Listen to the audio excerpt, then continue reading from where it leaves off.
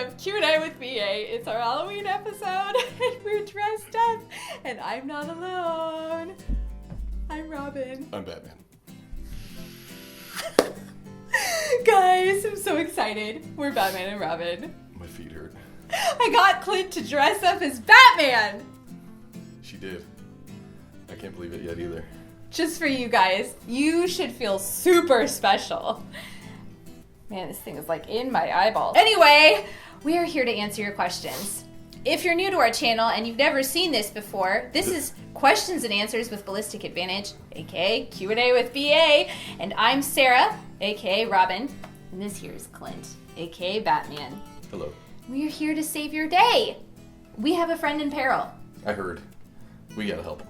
We gotta help him. Let's go! Okay, our friend Christopher Tenney says, where can I learn more about fine-tuning rifles? Right here. Right here. We're here to help you. We are here to help you, Christopher. I have problems with arthritis and shoulder issues and want to fine-tune my different rifles to make them easier to shoot by reducing recoil and muzzle slip, i.e. different power recoil springs versus buffer weights versus lower mass BCGs versus adjustable gas blocks, etc. He also mentions that most of his barrels are Ballistic Advantage. Off to a good start there, for sure. I think it makes a lot of sense. A lot of our Q&As have been about parts that we're going to discuss. So this will be a little bit redundant, but gelling it together for this specific purpose, I think it'll work out really good so we can help our buddy out. What about the barrel, Batman? Good point, Robin. So first and foremost, we're going to start with a Ballistic Advantage barrel. From what I understand, you already have some at home anyway, so you're good to go there. The reason I say that is, if you guys are watching the videos or you know anything about Ballistic Advantage, gas ports are definitely on point. That is not something we overlook. There are places in the industry you can find barrels that are overgassed, or the gas port is drilled too big rather, hence giving you too much gas, and for this particular purpose it's going to shoot it right into your shoulder a little harder. So if you got arthritis there, a little soreness, you want a soft shooter. Not that 5.56 or 2.23 or even 300 blackout is the most heavily recoiled caliber.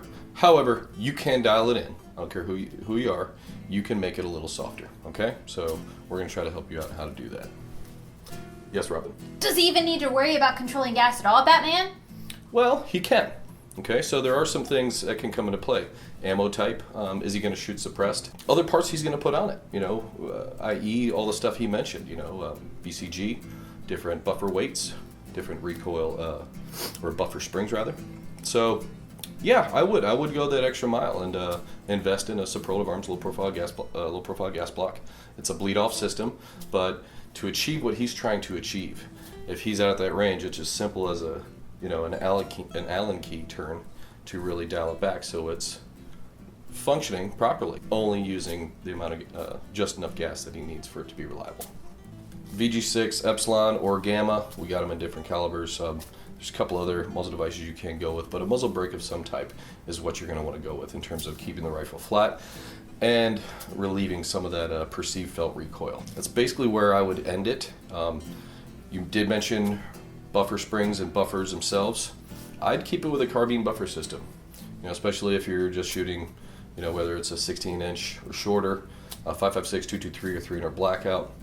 We could get more in depth if you like, if you're going into the bigger stuff or even rifle systems. However, I think what you're trying to do is build something that's going to be incredibly soft. So I'd start with that carbine package, primarily because it's already, you're in terms of recoil, you're not strengthening that recoil system that's requiring more gas in order to make it function. You're already at the lower end of the spectrum with the carbine setup, okay? So why make that harder so you have to increase the amount of gas you need? It doesn't make any sense. So start soft there, and now we can dial back our gas port and then also throw in a muzzle brake on it, and you should be good to go. Thank you, Batman. Welcome, Robin. You saved the day. I certainly hope so. Thank you, Christopher, for your fantastic question.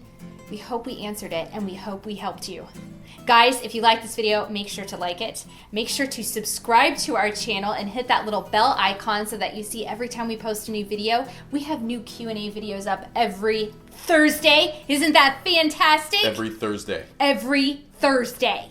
And you can follow us on Instagram. Make sure to follow us on Instagram. If you want to see Batman here answer one of your questions, make sure to comment below We hope you liked this video. We hope you had so much fun on our special Halloween edition of Q&A with BA. We can't wait to see what you send us. Robin, to the Batmobile.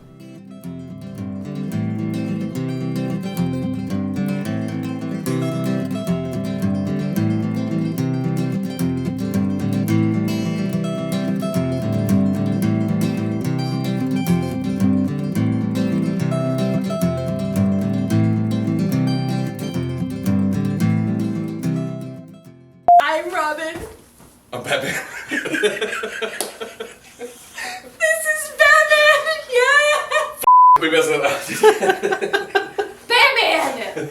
You're not supposed to curse!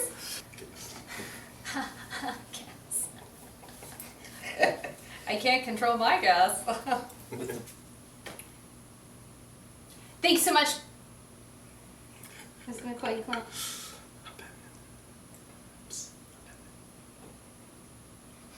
What about muzzle devices, Batman? Good thinking, Robin. Yeah.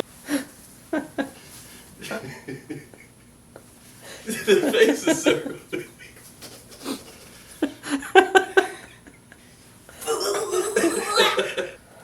Kapow!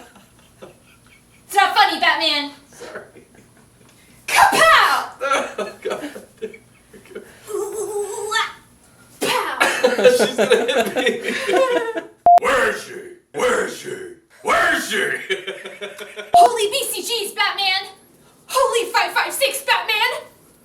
Holy 300 Blackout, Batman! Holy 223, Batman!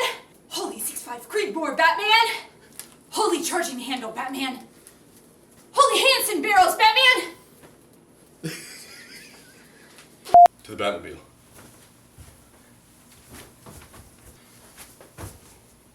To the Batcave.